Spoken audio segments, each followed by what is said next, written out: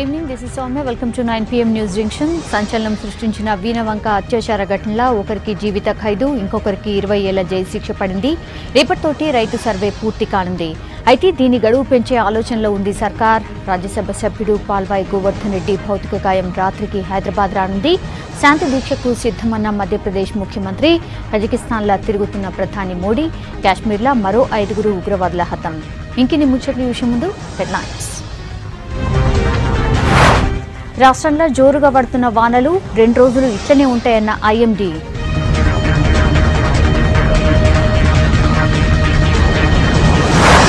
రేపటితోటి పూర్తవనున్న రైతు సమగ్ర సర్వే, గడువు పెంచుతామన్న మంత్రి పోచారం.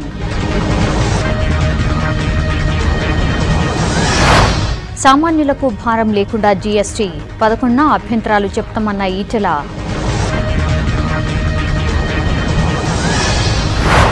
అర్ధరాత్రికి హైదరాబాద్కు పాల్వాయి మృతదేహం, రేపు అధికారిక లాంఛనాలతో అంత్యక్రియలు. వీణవంక కేసుల దోషులకు శిక్షలు, ఒకరికి యావజ్జీవం, ఇంకొకరికి 20 ఏళ్ల జైలు. అనంతపురం ఏరువాకల చంద్రబాబు, నాగలిపట్టి ట్రాక్టర్ నడిపిన ఏపీ సీఎం.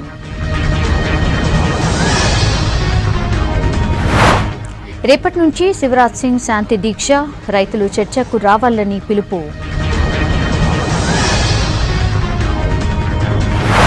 ముప్పై గంటల్లో 12 మంది ఉగ్రవాదుల హతం, కాశ్మీర్లో వరుస దాడులు చేస్తున్న ఆర్మీ.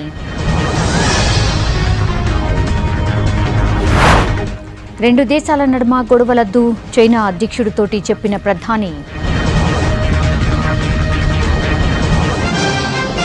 బ్రిటన్ ఎన్నికల్లో టోరీలకు తగ్గిన సీట్లు, హంగ్లోను సర్కార్ మాదేనన్న థెరీసా.